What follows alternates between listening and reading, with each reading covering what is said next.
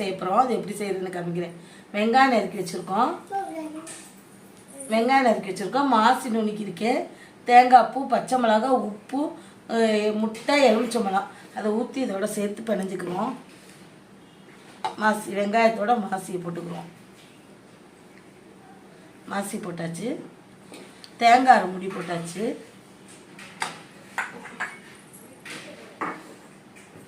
பச்சை மிளகாய் போட்டாச்சு.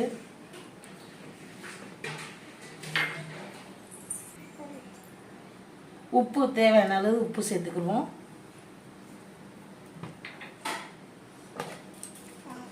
இதில் ஒரு முட்டை உடைச்சி ஊற்றிக்கிடுவோம்.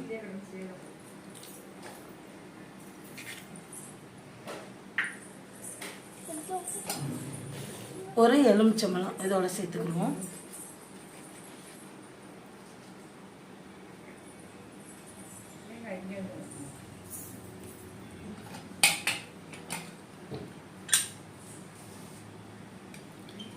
எலுமிச்சம்பழம் ஊற்றி இதோட சேர்த்து புழிஞ்சு விட்டுக்கணும்.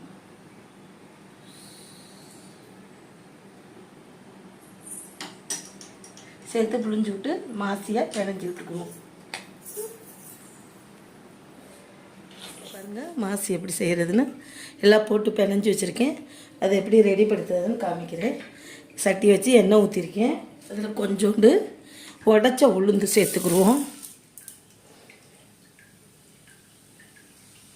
உடச்ச உளுந்து போட்டு வதங்கிக்கிட்டு இருக்கு. மாசி எல்லாம் போட்டு பிணைஞ்சி வச்சுருக்கதை அதோட சேர்த்துக்குறோம் சட்டியில்.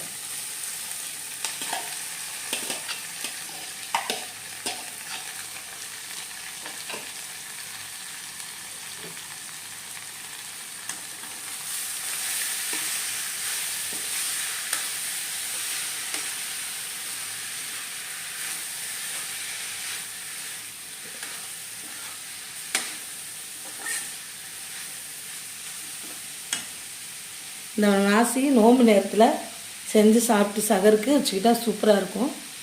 இது மாதிரி மெத்தட்டில் செஞ்சால் நல்லாயிருக்கு சாப்பிட்றதுக்கு. சாம்பார் சாதம் எல்லா சாதத்துக்கும் சாப்பிட்றதுக்கு டேஸ்ட்டாக இருக்கும்.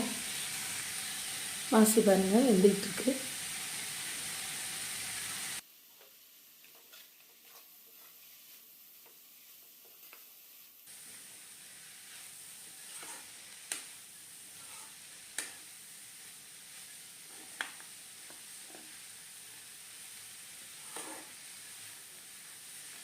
தேவைன்னா இதில் மிளகா பொடி போட்டுக்கலாம், சேர்த்துக்கலாம். குழந்தையெல்லாம் சாப்பிட்றதுனால மிளகா பொடி சேர்க்காம வெறும் பச்சை மிளகா மட்டும் சேர்த்துருக்கேன்.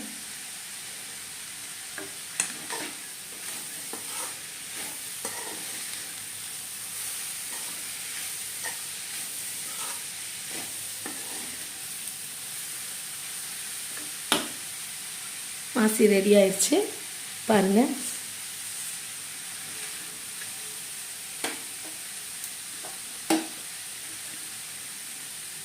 மாசி ரெடி ஆயிடுச்சு. சாப்பாடு வச்சு சாப்பிட்டுக்கலாம். ஒரு 5 நிமிஷம் தான் மாசியோடு எல்லாம் சேர்த்து ஒரு 5 நிமிஷம் போட்டு கிண்டினோம்னா ரெடி ஆயிரும். லைக் பண்ணுங்கள், ஷேர் பண்ணுங்கள், கமெண்ட் பண்ணுங்கள். மறக்காமல் பெல் பட்டனை